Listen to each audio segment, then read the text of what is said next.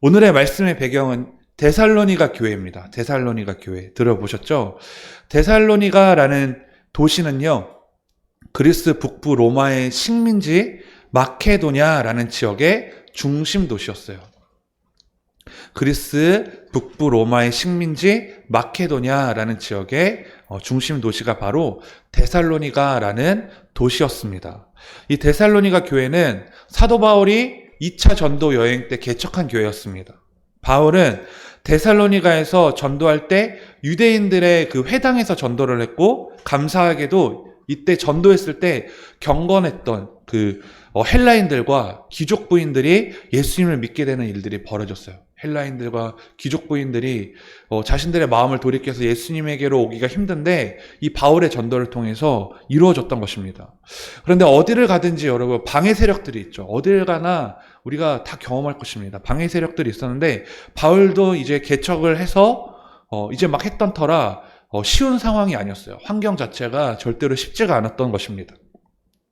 바울이 복음을 전하고 많은 사람들을 이제 예수님께로 인도를 하자 로마의 황제가 있었음에도 불구하고 바울이 예수님을 전한다고 해서 유대인들이 바울을 고발하기 시작했습니다. 그래서 바울은 데살로니가에서 열심히 복음을 전하며 귀한 열매를 맺어서 예수님을 믿는 작은 공동체가 형성되었음에도 불구하고 밤에 몰래 도망치게 됩니다.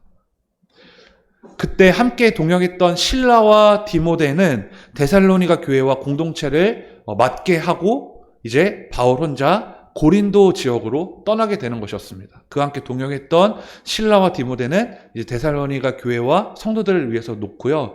이제 바울만 고린도 지역으로 이제 도망쳤던 것입니다. 그런데 바울은 몸은 떠났지만 마음은 지금 어디 있습니까? 데살로니가에 두고 온 실라와 디모데, 그리고 예수님을 이제 막 믿게 된 사람들과 교회 공동체에 온통 집중되어 있었겠죠. 여러분, 그래서 함부로 떠나면 안 됩니다. 아멘? 아멘? 그래서 여러분, 어떤 이유에서라도 우리 그 드림교회를 떠나게 되면 아무 일도 하지 못할 정도로 우리 교회와 성도와 제가 생각날 줄 믿습니다. 아멘? 막 눈에서 아른아른 거릴 거라 믿습니다. 그러니까 함부로 떠나면 안 됩니다. 사실 우리가 바울의 입장이 되지 않아서 잘 느껴지지 않을 수도 있어요. 데살로니가 지역에 예수님을 믿는 사람들을 힘들게 하고 또 어렵게 만드는 환경을 바울은 알았겠죠. 그렇죠? 얼마나 힘든 상황이었겠습니까? 그런데 바울이 혼자 떠났으니 얼마나 마음이 아팠겠어요. 이제 막 열심히 예수님을 믿었던 사람들, 헌신하며 주님께 나아가기로 했던 그 사람들이 얼마나 눈에 아른아른거리며 걱정이 됐겠습니까? 그래서 바울은 늘 데살로니가 교회를 걱정했습니다. 그러던 중에 데살로니가에 있었던 실라와 디모데가 바울이 있는 곳으로 오게 됩니다. 바울이 실라와 디모데가 와서 가장 궁금했던 것이 무엇이었겠습니까, 여러분? 데살로니가 교회와 성도들의 상황을 가장 궁금하게 여겼겠죠. 그래서 실라와 디모데에게 이제 그 소식을 듣게 되었습니다. 3절과 4절이 바로 그 소식을 알 수 있는 말씀인데, 우리 3절부터 4절 다시 한번 읽어보겠습니다. 1장 3절부터 4절 시작. 너희의 믿음의 역사와 사랑의 수고와 우리 주 예수 그리스도에 대한 소망의 인내를 우리 하나님 아버지 앞에서 끊임없이 기억함이니 하나님의 사랑하심을 받은 형제들아 너희를 택하심을 아노라. 이렇게 말씀에 나와 있습니다. 데살로니가 교회와 성도의 소식을 실라와 디모데에게 이 말씀을 통해 어떻게 들었는지 우리가 알 수 있죠. 여러분이 믿음의 역사와 사랑의 수고와 우리 주 예수 그리스도에 대한 소망의 인내를 통해 지켜가는 모습을 보며 늘 하나님께 감사하고 있습니다 라고 바울이 고백했잖아요. 그래서 데살로니가 교회와 성도들은요, 지금 이들을 버티게 하고 이기게 하고 앞으로 전진할 수 있게 했던 세 가지가 있었는데, 그게 무엇입니까? 우리가 모두가 잘 아는 믿음의 역사, 사랑의 수고, 그리고 예수 그리스도에 대한 소망의 인내라는 사실입니다. 그래서 이 세 가지가 데살로니가 교회와 성도를 살렸고요. 이 세 가지를 데살로니가 교회와 성도들이 했기 때문에 그 어려운 환경에서도 리더였던 바울이 없었던 그 상황에서도 요동하지 않고 신앙을 잘 지킬 수 있었던 것입니다. 저는 말씀을 준비하면서 이 바울이 너무 부러웠어요. 왜 부러웠냐면요. 바울이 개척을 해서 그 짧은 기간에 그 짧은 교육과 가르침이었지만 바울의 가르침을 통해 이들이 올바른 교회의 모습을 지켰던 것 아닙니까? 그래서 바울이 얼마나 잘 가르쳤으면 그랬을까라는 부러움이 있었어요. 바울처럼 능력이 있었으면 좋겠다. 그런데 바울도 잘 가르쳤고 또 데살로니가 교회 성도들도 그 가르침에 대해서 잘 받아들였기 때문에 이 모든 것이 이루어질 수 있었겠죠. 그래서 우리 드림교회도 그런 교회가 될 줄 믿습니다. 아멘? 아멘. 그래서 우리 드림교회에 나타나야 될 세 가지를 오늘 집중적으로 보기 원합니다. 이 세 가지를 통해서 우리 드림교회와 성도님들이 데살로니가 교회와 성도들처럼 이 시대의 본이 되는 교회와 성도가 되어야겠습니다. 그 세 가지는 믿음의 역사, 사랑의 수고, 소망의 인내입니다. 첫 번째, 믿음의 역사에 대해서 보겠습니다. 여러분, 믿음은 무엇입니까? 우리가 믿음을 자주 말하는데 믿음은 뭐죠? 하나님과 그 말씀을 신뢰하고 신임하며 순종하는 것이 믿음입니다. 하나님의 말씀대로 순종하는 것이 믿음이죠. 믿음이 없으면 절대로 하나님 말씀대로 이 말씀에 나와 있는 것들을 살아갈 수가 없어요. 우리가 또 무엇을 믿습니까? 예수님이 십자가에서 우리 죄를 짊어지시고 죽으셔서 부활하시고 그래서 우리가 죄사함을 받은 것을 믿어야 되는 것입니다.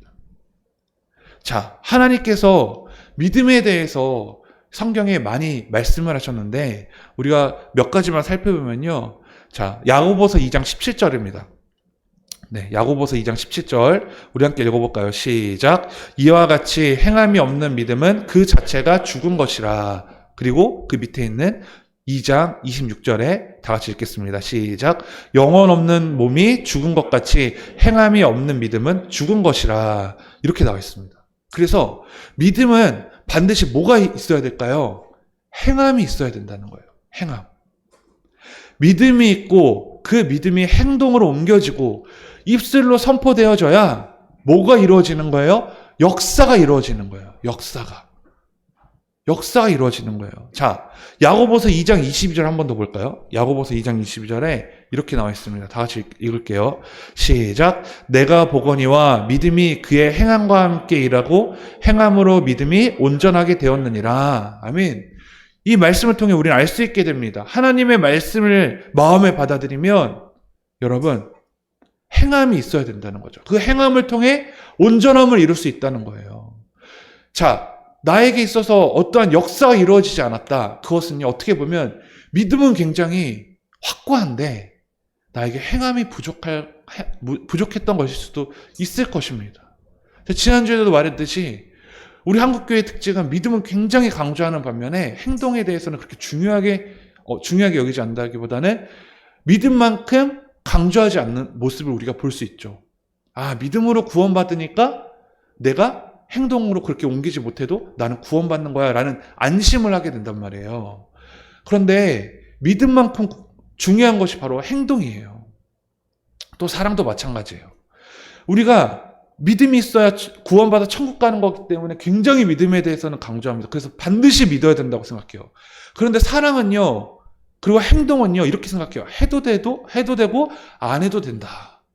그렇게 생각을 하다 보니까 어떻게 보면 이 믿음의 역사가 이루어져야 되는데 그냥 믿음에서 끝나는 것들이 굉장히 많아요. 그런데 여러분, 하나님의 말씀을 마음에 받아들이면 그 말씀이 살아있기 때문에 반드시 그 말씀이 역사를 합니다. 그 근거가 성경에 어디 제시되어 있을까요? 우리가 너무나 잘 아는 히브리서 4장 12절에 하나님의 말씀은 살았고 운동력이 있어 라고 나오지 않습니까? 하나님의 말씀은 살았고 운동력이 있어. 그래서 어떤 형태를 가져서 이것이 나를 움직이게 한다는 것이 절대로 아니라 그 말씀 안에 생명력이 있고 그 말씀을 통해 내가 운동력을 가질 수 있다는 거예요. 어떻게 내가 움직여지는 거예요? 하나님의 말씀대로. 그래서 여러분, 나에게는 하나님의 말씀을 믿는 것이 너무나 중요하고 이것이 나의 삶으로 이어지는 것이 중요하고 이 생명의 말씀이 입술로 선포되어지는 것이 너무나 중요하다는 사실이에요. 살아계신 하나님과 그 말씀을 마음으로 영접했을 때 우리 속에서 역사가 일어나는 것입니다. 역사가 일어나는 거예요. 저는 이 부분이 너무 중요하다고 생각해요. 이 한국교회가, 그리고 우리 드림교회가 반드시 이 역사가 일어나야 된다고 생각해요. 교회를 그냥 출석하는 것에서 끝나는 것이 아니라, 식기도를 하는 것에서 끝나는 것이 아니라, 내가 종교 안에 기독교라고 쓰고 마치는 것이 아니라 정말 믿음의 역사가 일어나야죠. 드림교회의 믿음의 역사가 일어나야죠. 아무런 역사도 일어나지 않은 채 그냥 주일날 예배 한 번으로 만족하고 수요일날 성경 공부, 금요 예배 이것으로 만족된다면요, 그것은 역사가 아니죠.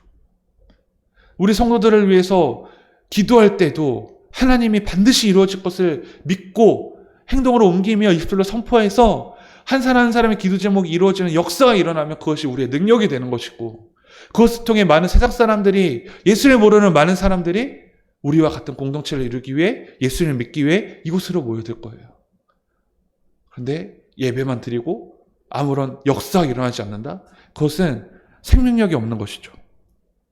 죽은 믿음은요, 사람의 생각으로만 모든 것을 판단하기 때문에 생명의 역사가 없고 진보가 없습니다.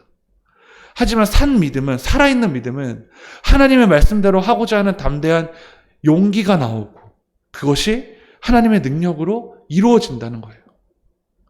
그래서 여러분, 산 믿음을 가져서 성경에 이런 역사가 일어났어요. 예를 들어볼까요? 산 믿음을 통해서 홍해바다를 가르고 아말렉과 싸울 줄 모르는 능력이 없는 이스라엘 백성이 가나안 7족속과 싸웁니다. 엄청난 세력을 가진 그 가나안 7족속을 무너뜨리지 않습니까? 성들도 다 무너뜨리고. 무엇으로 이들이 그렇게 할 수 있었던 거예요? 하나님을 향한 믿음. 그 믿음이 역사가 되어버린 거예요.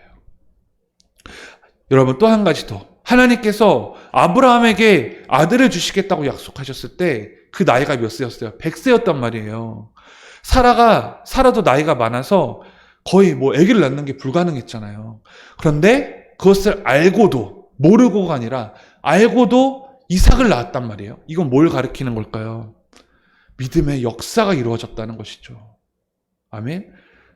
저희 가정에 7년 동안 아들이 없었다는 거 여러분 이제 너무 많이 들어보셨죠? 아들이 없었어요.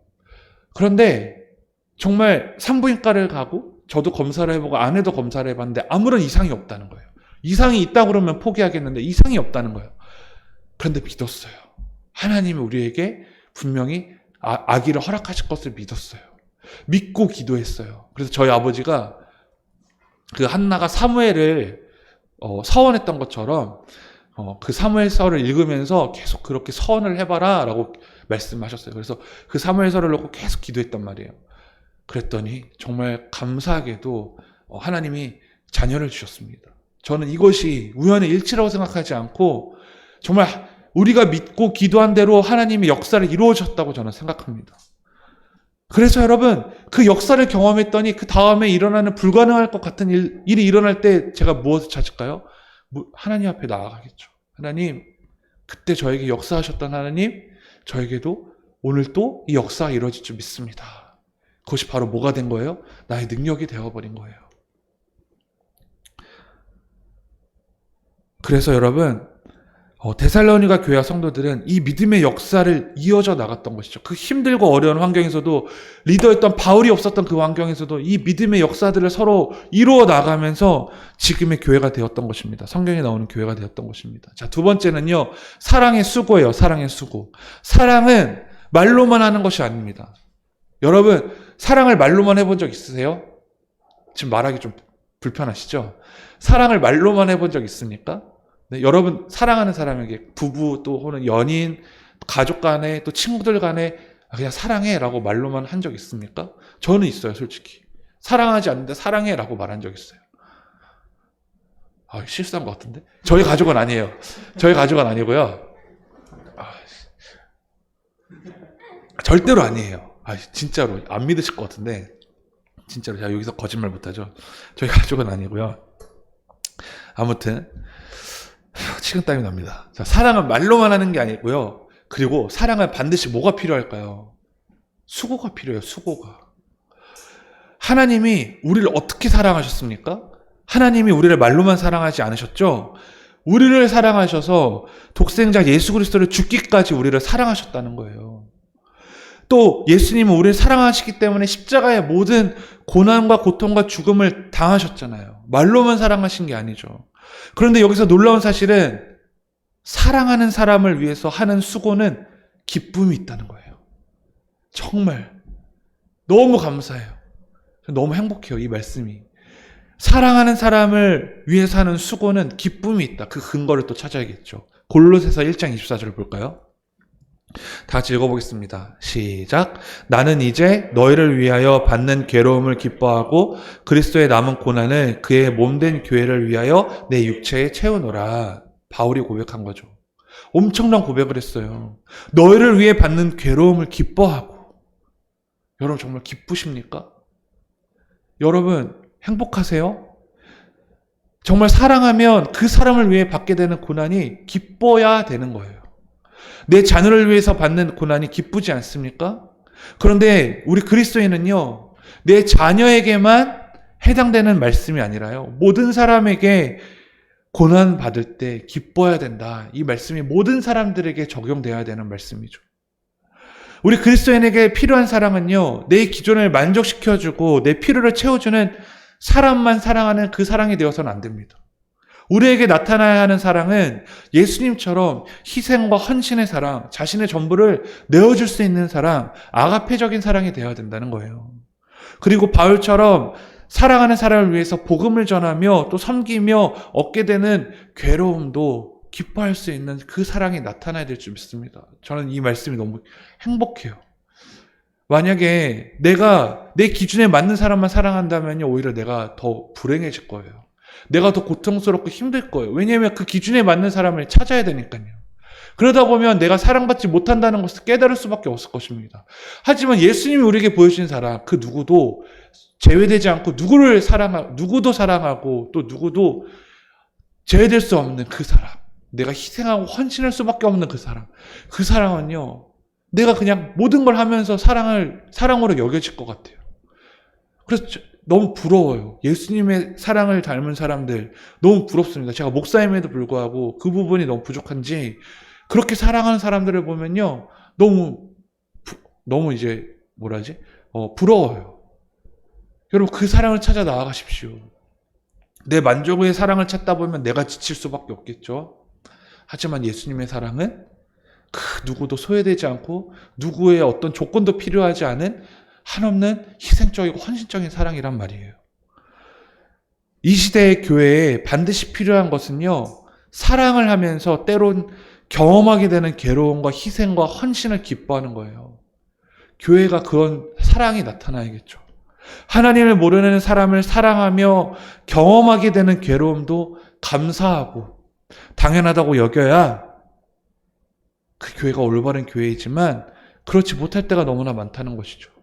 그렇게 되는 것은 아직도 자신이 교회의 주인이라는 주인의식에서 벗어나지 못했기 때문입니다. 이 교회의 주인은 누구입니까? 예수 그리스도예요. 몸된 교회인 나의 주인도 누구예요? 예수 그리스도예요. 예수 그리스도를 주인으로 모시고 살면 주인 되시는 예수님이 우리에게 명령하신 사랑이 나타나야 되는 게 당연한 거예요. 이 시대의 많은 교회와 성도들의 모습 속에서 누가 주인이 되어가고 있는지 점검하길 원합니다. 사랑 여러분, 정말 지극히 작은 자 한 사람을 섬기길 원하십니까? 왼뺨을 맞으면 오른뺨도 되실 수 있겠습니까? 오리를 가져가면 십리도 가실 수 있겠습니까? 사랑에는 수고가 필요한 거예요. 교회가 이 모습을 잃어버리면 세상의 공동체와 다를 게 없어요. 사랑의 수고를 통해 예수님의 사랑을 채워가는 드림교회와 성도님들 되시기를 간절히 소망합니다. 그래서 여러분, 사랑한다고 말로만 하는 것이 아니라 그 뒤에 필요한 수고를 찾아가십시오.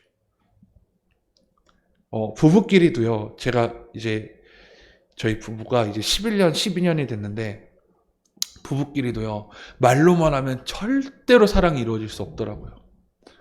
사랑에 백날 말해봤자 그 가정을 행복해질 수가 없어요. 그 사랑에 대한 수고가 있어야 돼요. 내가 아내와 아들을 사랑하기 때문에 그 사랑에 대한 수고를 해야 되고요. 아내와 아들이 저를 사랑하기 때문에 아내와 아들도 저의 사랑에 대한 수고를 해야 되는 거예요.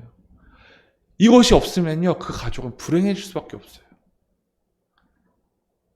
사랑 여러분, 수고를 통해, 사랑의 수고를 통해 여러분의 가진 공동체, 그리고 여러분 주위에 있는 사람들에게 예수님의 사랑이 전해지기를 간절히 소원합니다. 그래서 데살로니가 교회와 성도들은 주님을 믿기 힘들고 어려운 상황 가운데서도 서로 이 사랑의 수고를 통해 이겨낼 수 있었던 것입니다. 자, 마지막으로 소망의 인내인데, 참된 소망에는 인내가 따라옵니다. 소망에는 인내가 따라와요. 자, 히브리서 6장 19절 읽어볼까요? 히브리서 6장 19절 시작. 우리가 이 소망을 가지고 있는 것은 영혼의 닷 같아서 튼튼하고 견고하여 휘장 안에 들어가나니. 자, 이 말씀을 보면 소망을 가지고 있는 것은 뭐와 같대요? 영혼의 닷과 같다라고 말씀하세요. 우리에게 여러 가지 환란이 올 때 그 환란을 소망으로 참고 이겨나가야 합니다. 여러분, 닷은 어떠한 바람이 부는 대로 막 움직이잖아요. 그런데 이것이 우리가 여러 가지 환란을 경험할 때 그 환란을 소망으로 참고 이겨내야 된다는 거예요. 이것이 배의 닷과 같은 역할입니다. 자, 그래서 마태복음 5장 10절에 또 이렇게 나와요. 다 같이 읽어볼게요. 시작. 의를 위하여 박해를 받는 자는 복이 있나니 천국이 그들의 것임이라. 아멘. 우리가 의를 위해서 얻게 되는 고난과 어려움은 하나님 앞에 가서 상급이 클 것이고, 그래서 믿고 기쁘고 즐거운 마음으로 잘 참고 견뎌야 된다는 거예요. 여러분, 지금 예수님을 위해서 얻게 되는 고난과 어려움이 있다면요, 잘 견뎌내셔야 됩니다. 농부가 농사를 하는 것도 얼마나 힘이 듭니까, 여러분? 제가 지금 주말 농장을 하다가 포기를 해버렸어요. 진짜 얼마 안 되는 땅인데도 와, 이게 보통 일이 아니에요. 제가 처음으로 혼자 해봤는데 정말 힘들더라고요. 그런데 이걸 직업으로 하시는 분들은 얼마나 힘드시겠습니까? 인내 없이는 정말 할 수가 없어요. 봄부터 씨를 뿌리고 가을에 추수하기까지 수고하며 참아야 합니다. 그렇죠? 예수님을 믿는 성도는요, 인내가 필요해요. 예수님은 이 세상에 오셔서 고통을 당하시고 능욕당하시며 심지어 얼굴에 침뱉음까지 당하셨어요. 가시면류관을 쓰시고 십자가에 못 박히시는 고난을 당하시면서까지 참고 견디셨습니다. 우리가 당하는 고난은 물론 힘들 수 있겠지만 나를 구원하시기 위해 예수님이 감당하신 그 고난에 비하면 아무것도 아니죠. 사랑하는 여러분, 예수님께 소망을 두며 인내하는 신앙이 되어 이겨내시기 바랍니다. 그 열매를 바라보면서 인내하시고 참고 견디시기 바랍니다. 데살로니가 교회와 성도는 이렇게 믿음과 사랑과 소망이 충만한 교회였어요. 이 세 가지가 있어서 그 힘든 상황에서도 칭찬받는 교회가 될 수 있었어요. 리더가 없는, 바울까지 없는 그 상황 가운데서도 여러분, 많은 교회의 본이 되었단 말이에요. 그들의 믿음에는요, 반드시 역사가 있었고 사랑에는 수고가 있었으며 힘든 상황에서도요, 소망의 인내를 통해서 믿음의 공동체가 건강하게 이루어졌다는 것입니다. 바울은 그래서 데살로니가 교회와 성도를 생각할 때마다 감사함으로 항상 쉬지 않고 기도했습니다. 이런 데살로니가 교회는요, 7절 말씀해 보니까 마게도냐와 아가야는 고린도를 말하는데 이 지역에 본이 되었다고 말합니다. 그리고 8절에는요, 뭐라고 나와요? 너희의 소문이 각처에 퍼졌다고 나와요. 정말 제가 너무나 꿈꾸는 교회, 올바른 성경적인 교회로서 본이 되어서 많은 교회와 사람들에게 퍼져나가서 영향력을 끼치는 교회, 정말 그런 교회가 되고 싶어요. 정말 살아서 생명력 있는 교회가 되고 싶어요. 빛과 소금이 되어서 어두운 부분에 말씀으로 빛을 비추는 교회가 되고 싶어요. 우리에게 필요한 것이 무엇이겠습니까? 믿음의 역사가 일어나야 되고, 사랑의 수고가 있어야 되고, 소망의 인내가 있어야 된다는 거예요. 그래서 말씀을 준비하면서 정말 간절한 마음으로 이런 마음이 들었어요. 개척교회인 드림교회지만 이곳에서 반드시 하나님은 살아계시다. 이곳에도 반드시 하나님은 살아계시다. 그래서 믿음의 역사가 일어날 것이고, 사랑의 수고가 또 소망의 인내를 통해서 이 시대의 교회와 기독교인들에게 소망이 없다고 하지만 우리를 통해 이 나라와 민족과 열방의 본이 되기를 간절히 소망합니다. 아멘이십니까? 아멘. 어느 몇 사람의 노력으로 가능한 것이 아니에요. 우리 드림교회 성도들 모두가 다 이 사역에 또 이 말씀에 순종하는 우리 모두가 되어서 데살로니가 교회처럼 각처에 소문이 퍼지기를 간절히 소망합니다.